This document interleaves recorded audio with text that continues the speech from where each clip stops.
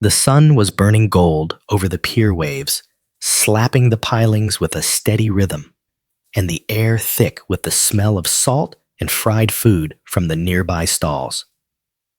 Maya Cruz stood at her lifeguard post, scanning the crowded shoreline. At 24, she had the kind of presence that made people feel safe. Strong shoulders, quick eyes, and a calm voice that could cut through panic. It was peak summer, the day loud with laughter gull cries and the hiss of waves rolling in. But beneath the warmth of the afternoon trouble was brewing. 3 local guys, Brock Mason and Dean, had been circling her post all week. They weren't tourists. Everyone on the pier knew them as cocky, beer-fueled troublemakers who thrived on humiliation. Maya had ignored the whistles and comments. She'd faced worse during her years in competitive swimming and lifeguard training. But today, she saw something in their smirks that tightened her stomach. It happened fast. She was walking from her post toward the end of the pier, responding to a call about kids diving too close to the pilings when they intercepted her. Brock stepped in front, blocking her path, his mouth twisted into a smirk. "Looking good in that suit, Cruz," he sneered. Before she could sidestep, Mason darted in from behind. A sharp tug ripped through the air, and the sound of tearing fabric echoed like a gunshot in her ears. Her red lifeguard swimsuit split across the back, gaping open. Gasps erupted from the beachgoers, followed by bursts of laughter. Phones came out instantly. Her breath caught in her throat. Every instinct screamed at her to cover herself, but she forced herself to lock eyes with them instead. The laughter felt like knives. Somewhere in the crowd, a child she had rescued earlier that summer stared up at her, confusion clouding his face. Dean leaned close enough for her to smell the beer on his breath. "Don't worry, sweetheart. We'll keep this between friends. Unless the internet wants to see." His phone was already recording. Maya's face burned. She yanked the towel from her bag, wrapping it around herself, and walked away without a word. Every muscle in her body was rigid. The bully's laughter chased her down the pier. Inside, something shifted. She'd been taught all her life to rise above, to let insults slide. But this was different. This was calculated humiliation, and it had teeth. Her humiliation wasn't just in the eyes of strangers. It was being captured, replayed, and shared. As she sat in the lifeguard station, the echo of the tearing fabric still in her ears, a thought rooted itself deep inside her. "They think the water is my workplace. They don't know it's my weapon." Her hands clenched. Revenge wouldn't be impulsive, it would be exact. And when it came, they would never forget it. By evening, Maya's phone wouldn't stop buzzing. At first, she ignored it, just the usual summer chatter in group chats. But then she saw the notifications tag shares, and worse, videos. The clip was already on multiple local pages, captioned with things like "Lifeguard gets more than she bargained for" and "Wardrobe malfunction at the pier." The laughter from the pier had followed her home, now amplified by comment sections full of strangers. She scrolled, jaw tight. There she was, frozen mid-reaction, swimsuit, torn towel clutched around her. The bullies had made sure their smirks were in frame. The town was small enough that news, especially humiliating news, moved fast. The next morning at the cafe, whispers trailed behind her. Even the barista, who usually saved her a seat, barely met her eyes. And then the final blow. 2 teenage girls giggled at their phones, then looked up at her with mocking sympathy. Maya had endured bullying before middle school, swim meets, college hazing. But this was different. This wasn't just verbal. This was meant to strip her dignity in front of everyone. The anger she'd been holding back began to take shape, solid and deliberate. She didn't just want them to apologize. She wanted them to understand, to feel the same helplessness they'd forced on her. That's when she overheard something useful. While locking up the lifeguard station, she caught snippets of conversation from 2 fishermen on the pier. They were talking about the night swim challenge. Some of the local guys had been doing swimming from the far end of the pier to the old buoy in the dark, where the currents were tricky and the water cold. It was illegal after hours, but that only made it more popular among adrenaline junkies like Brock and his crew. Maya's mind began stitching the information together like a net. She knew every inch of that stretch of water. The riptides, the drop-offs, the places where panic could set in if you didn't know what you were doing. And she also knew something else. She had skills they didn't. Years of lifeguard rescues had given her more than strength. They'd taught her control precision and how to neutralize someone in the water without causing lasting harm. Unless she wanted to. She didn't have to bait the hook herself. All she needed was to be in the right place at the right time when they went for their night swim. She could frame it as a game, a challenge they couldn't back down from without looking weak in front of each other. The plan was dangerous, reckless even. But every time she hesitated, the image of them on the pier returned Brock, blocking her path, Mason's hands tearing at her swimsuit, Dean's phone capturing her shame. She went home and prepared. Not with weapons, but with the things that had always been part of her world: a wetsuit for stealth, a waterproof flashlight, and a few old tricks from her self-defense training moves designed for the water, where strength meant nothing if you couldn't breathe. That night, she lay in bed listening to the waves outside her window, picturing the moment their cocky grins would vanish. She could already hear the sputtering gasps, feel the satisfying stillness of having control. They had taken her dignity in the daylight. She would take their pride in the dark. The next 2 days, Maya let the humiliation run its course without interference. She went to work, kept her head down, and let the bullies think they had won. Every smirk from them, every whispered joke in the snack bar line only sharpened the edge of what she was planning. Her opportunity came faster than expected. On Thursday evening, just as the last rays of sun bled into the horizon, she spotted Brock Mason and Dean swaggering down the pier, carrying towels and a small cooler. They were laughing loud enough for anyone within 50 feet to hear. "Buoy run tonight, boys," Mason boasted loud enough for Maya to catch, even from the lifeguard station. "Loser buys the beer." Maya's pulse quickened. This was it. She walked down the pier, casually, pretending to check the safety signs near the railings. "Night swim." "Huh?" she said, as she approached them, her tone light but loaded with challenge. Brock's grin spread wide. "What's it to you, lifeguard?" Nothing, she said, shrugging. "Except, I've done it faster than anyone in this town." She let the statement hang there, knowing the kind of men she was dealing with. Ego was their oxygen. Dean snorted. "Sure you have. Tell you what," Maya said, leaning on the railing. "I'll race you. First one to touch the buoy and get back wins. But you boys better be ready to lose in front of each other." They laughed. But she saw it, the flicker of uncertainty. They didn't want to turn her down in front of each other. Not after what they'd done to her. Saying no would make them look like cowards. Brock finally said, "You're on, but you're gonna regret it." No, she thought. You will. As night fell, they climbed down the old ladder at the pier's end, the moonlight breaking silver across the surface of the water.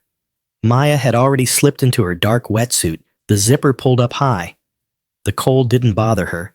She'd trained in worse. The water swallowed them whole, the sound of splashes quickly fading into the rush of the tide. They headed toward the buoy, their laughter floating behind them. Maya kept her strokes, measured, conserving energy. The boys, confident in their bravado, pushed hard and sloppy. When they reached the buoy, they slapped it with triumphant shouts. That's when Maya made her move. She waited until Brock fell slightly behind the others on the way back. She swam up beside him, quick and silent, and then slipped behind him in the water. Her arm snaked under his chin, locking across his throat in a textbook rear chokehold modified for swimming. She kept his head just above the surface, her body angled so the current worked in her favor. Brock thrashed instantly, but panic was already setting in. He couldn't shout. Every time he tried, water lapped at his mouth. Mason and Dean turned when they heard the splashing confusion cutting through their cocky grins. Let's see who regrets it now, Maya hissed in his ear, her voice steady over his muffled gasps. The game was over. Brock's frantic splashes churned the dark water droplets, catching moonlight like shards of glass. Maya held him steady, her forearm firm beneath his jaw, her other hand locked behind his head to keep him from twisting free. She wasn't cutting off his air completely, just enough to let panic bloom in his chest. "Hey, what the hell?" Mason shouted, stopping mid-stroke. Dean swam toward them, his expression flickering between confusion and alarm. Maya's eyes were cold. "You wanted to play. Let's play." Brock gargled out a half-scream, half-gasp. But every attempt to break free only wasted more oxygen. Maya knew exactly how much pressure to apply, how to tilt his head, so that struggling only worked against him. His kicks slowed, then turned frantic again. Mason lunged for her, but she pivoted, kicking a hard, precise splash into his face, blinding him with seawater. When he reached blindly toward her, she ducked under, circling behind him in a single, smooth motion. Her arm hooked around his throat, now wrenching him back just enough for him to feel the same helplessness Brock had. "You think I'm some weak little girl you can humiliate?" she growled into his ear, her voice low and steady over the roar of blood in his head. "Out here, I decide who breathes." Dean froze a few feet away, treading water, eyes wide. "Maya, chill. This is crazy." She locked eyes with him, still holding both men in check. "Crazy, no? Controlled." She released Brock just enough for him to cough violently, then shoved him toward Dean. Mason got the same treatment, sputtering as the salt water burned his throat. The current pulled them slightly toward the pilings, and Maya used it, darting between them like a predator circling prey. Every time one of them tried to get closer, she was already there, grabbing a wrist, twisting an arm, dunking them under just long enough to remind them how fragile breath was. Panic stripped away their arrogance fast. Brock's voice cracked as he coughed. Okay, we're sorry." His tone was ragged, the fight gone from it. Mason didn't speak. He just nodded frantically between gulps of air. Dean's face had gone pale in the moonlight. "Not good enough," Maya said sharply. "You don't get to walk away from this and forget. You're going to remember what it feels like to have no power, to know someone else is in control of your body and your breath." For a moment, she simply treaded water in front of them, letting the silence stretch. The night air was cool against her face, the distant sounds of music from the pier barely reaching this far. The three of them floated there, chests heaving, the taste of fear thick in the air. Finally, she swam a few strokes toward shore. "Follow me. Slowly. No games, no tricks, or we go right back where we started." They obeyed without a word. As the sand rose beneath their feet, Maya stood first, water streaming off her wetsuit. She turned back just as they stumbled onto the beach, their knees buckling from exhaustion. And then she let them see it, the faint, satisfied smile curving her lips. "You humiliated me in front of everyone," she said, voice low but sharp. "Now I've humiliated you where no one could see, but you'll never forget it." The bullies staggered onto the wet sand, bent over, and coughing their bravado, drowned somewhere out there in the dark water. Brock was the first to collapse to his knees, spitting seawater onto the shore. Mason leaned on him for balance, still wheezing. Dean just stared at Maya like she was something he couldn't quite comprehend, a force he'd underestimated. But the sound of voices was growing. Beach security had spotted movement from the pier and were jogging toward them, flashlights cutting bright beams through the night. Behind them, a few late-night beachgoers had gathered, curious about the commotion. Maya didn't flinch. She stood tall, letting the security team see the three bullies, gasping, soaked, and beaten, not by fists, but by the cold, merciless authority of the ocean. One of the guards recognized her immediately. "Maya, What's going on here? She kept her tone even. They were attempting an illegal night swim to the buoy. Currents were strong. I intervened before someone drowned. The guard's beam swept over the three, noting their exhaustion and fear. You're lucky she was out there, he said to them, his voice hard. People have died doing that swim at night. None of them responded. Brock kept his eyes on the sand. Mason muttered something about just messing around, but it came out thin and unconvincing. Maya could feel the eyes of the small crowd on her. Where once there had been whispers and snickers about her swimsuit incident, now there was a different energy respect, maybe even awe. Someone in the back murmured, "Isn't that the lifeguard from the video?" Another voice answered, "Yeah, guess she's not someone to mess with." The guards escorted the bullies toward the parking lot, but not before one of them, a younger officer, leaned toward Maya and said quietly, "If you ask me, you gave them exactly what they deserved." She didn't answer, just gave a slight nod. When the crowd began to drift away, she walked back toward the pier, the wet sand cool beneath her feet. The moonlight painted the waves in silver, and for the first time in days, she felt her chest loosen. She hadn't erased the humiliation they'd tried to brand her with. Nothing could undo that moment on the pier. But she'd taken something from them in return. Something they wouldn't post online. Something they would remember every time they stepped into the water. By the time she reached the lifeguard station, to hang her wetsuit, the beach was nearly empty. She looked out at the buoy in the distance, still bobbing in the moonlit waves. They had thought the water was their playground. Tonight they learned it was her domain. And Maya knew one thing with absolute certainty: they would never dare test her again. Maya's experience was a brutal reminder that public humiliation can cut deeper than any physical wound, but it was also proof that dignity can be reclaimed. She didn't let rage consume her blindly. She channeled it into a calculated response that exposed her bully's weakness without crossing the line into cruelty. Her control in the water wasn't just about strength. It was about knowing when to release her grip, both literally and metaphorically.